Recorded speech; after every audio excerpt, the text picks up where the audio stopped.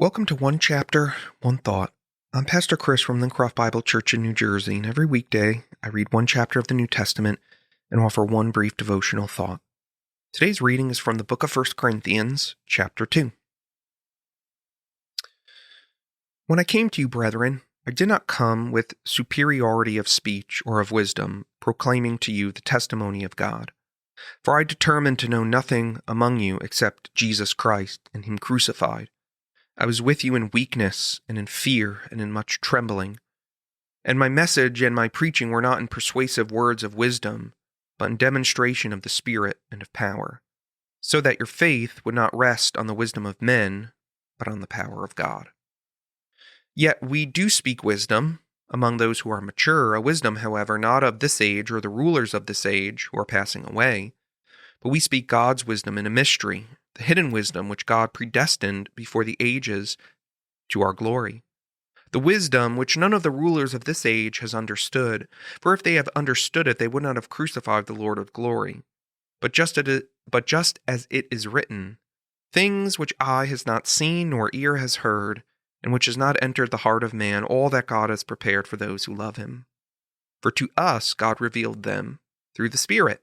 For the Spirit searches all things, even the depths of God. For who among men knows the thoughts of a man except the spirit of the man which is in him? Even so the thoughts of God no one knows except the Spirit of God. Now we have received not the spirit of the world, but the Spirit who is from God, so that we may know the things freely given to us by God, which things we also speak, not in words taught by human wisdom, but in those taught by the Spirit, combining spiritual thoughts with spiritual words. But a natural man does not accept the things of the Spirit of God, for they are foolishness to him, and he cannot understand them, because they are spiritually appraised. But he who is spiritual appraises all things, yet he himself is appraised by no one.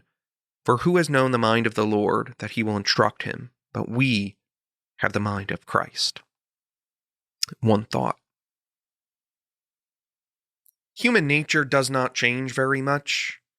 When we read the Bible, we can imagine that there's this great distance in culture, in lifestyle, and all of these things between us and the characters in the Bible or the times recorded in the Bible. But if we really reflect deeply on what the Bible is actually saying, we'll find that they're really not much different than we are today. The same fears, hopes, dreams, struggles. And one of the tendencies of human nature is just to esteem those who can speak really, really well, those that have charismatic personalities, those that seem to have their life all together and can speak with a kind of authority. I mean, if you think about it, Greece is where rhetoric and good speaking really came from, I think, in Western civilization. They placed a high priority on rhetoric and logic and all of these things, and they had the great classical speakers and poets and all of that. So speaking with a high degree of skill was highly prized in Greco-Roman culture. And that mentality was infecting the Corinthian church as well. You'll notice, right, that the name Apollos comes up many times throughout 1 Corinthians. Apollos was another preacher, but he's regularly described as being very, very skilled.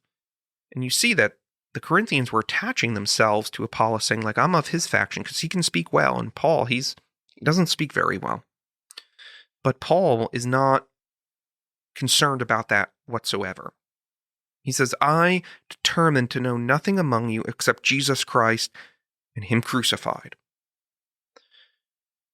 I've heard it said before that mature saints in the Lord are easily edified.